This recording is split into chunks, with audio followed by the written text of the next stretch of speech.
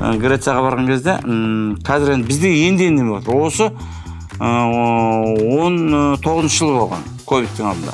Сонда жаңа каскілерінде чип тұр әр жұмысшының.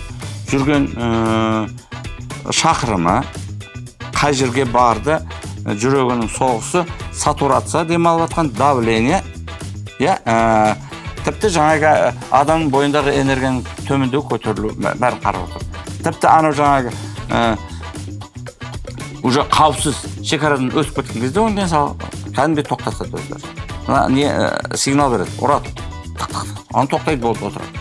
Ол бір қызығы бұл бір мемлекеттік университеттер болмаса мемлекеттік лабораториялар емес. Бұл жай шағын кәсіпорындар.